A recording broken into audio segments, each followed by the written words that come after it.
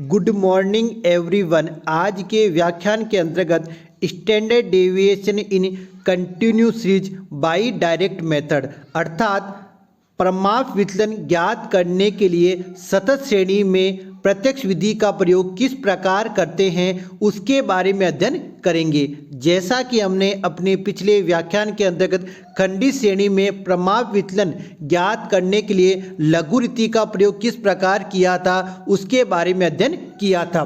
सतत श्रेणी में प्रमाप विचलन ज्ञात करने के लिए सर्वप्रथम विभिन्न वर्गों ग्रुप्स के मध्य बिंदु अर्थात मिड वैल्यू ज्ञात कर लिए जाते हैं।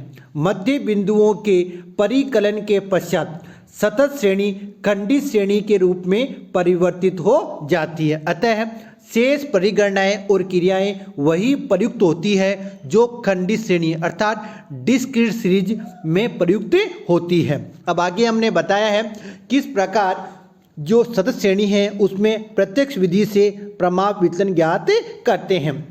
इस रीति के अंतर्गत सबसे पहले समय श्रेणी का समांतर माध्य अर्थात x बार ज्ञात कर लिया जाता है।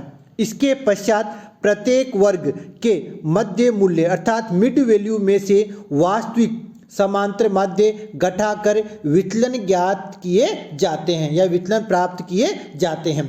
शेष सभी गणना क्रियाएं वही होती है जो खंडित श्रेणी अर्थात डिस्क्रीट सीरीज में होती है। इसका सूत्र इस प्रकार से है, स्टैंडर्ड डेविएशन बराबर अनुरूढ़ यानी वर्गमूल सिग्मा एफ डी स्क्वायर बटा एन। यहाँ डी का अर्थ होता है x माइनस एक्स बार। अब आगे हमने एक एग्जाम्पल लिया है और उसमें बताया है कि किस प्रकार से प्रत्यक्ष विधि द्वारा प्रमाप विचलन उसका गुणक ज्ञात करते हैं। एग्जाम्पल इस प्रकार से है, निम्न समयांकों से प्रमाप विचलन तथा उसके गुणक की परिगणना कीजिए। आपको दे रखे मार्क्स आउट ऑफ 10 यानी 10 में से कितने मार्क्स दे रखे हैं, 0 से 2, 2 से 4, 4 से 6, 6 से 8 और 8 से 10 आगे दे रखा टोटल।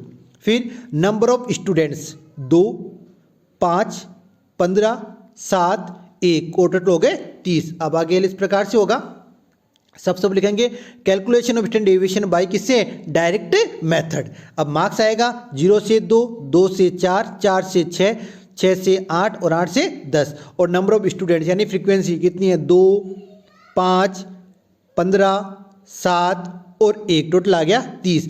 अब निकालना आपको मिड वैल्यू। मिड वैल्यू निकालने का तरीका होता है L1 plus L2 divide by 2। कहने का अर्थ 0 प्लस 2 भागित 2 तो कितने आएंगे 1, 2 प्लस 4 भागित 2 कितने आएंगे 3, 4 प्लस 6 भागित 2 5, 6 प्लस 8 भागित 2 7 और 8 प्लस 10 भागित 2 कितने आएंगे 9।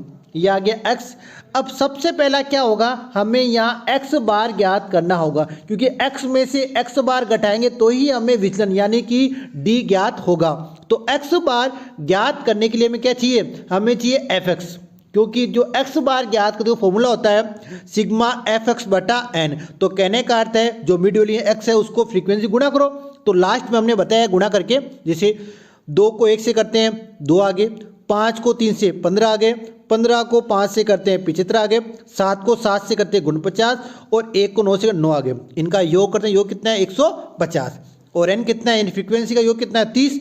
तो 150 भागित 30 कितने आ गए 5 मार्क्स। ये आ गया अपने पास x बार यानी समांतर माध्य। अब हमें क्या करना है, जो x में से x बार को घटाएं, 1 माइनस 5 तो माइनस के 4, 3 माइनस 5 तो माइनस के 2, 5 माइनस 5 0, 7 माइनस 5 2 और 9 माइनस 5 कितने आएंगे 4।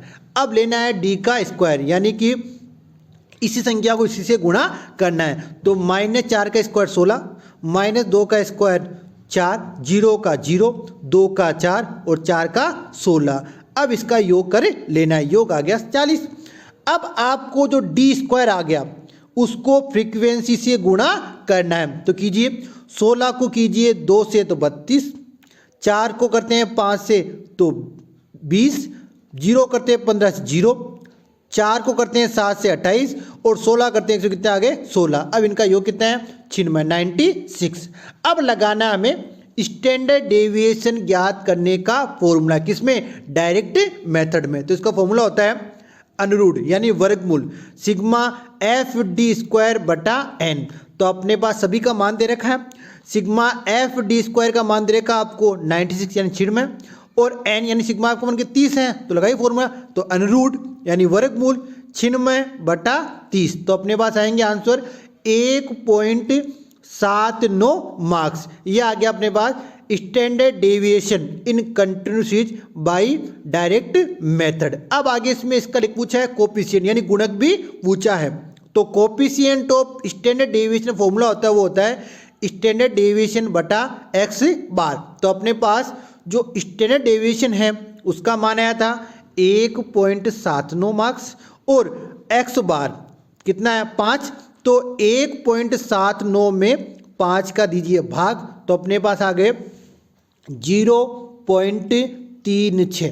तो ये आ गया अपने पास कोफिशिएंट भी आ गया और स्टैंडर्ड डेविएशन भी आ गया।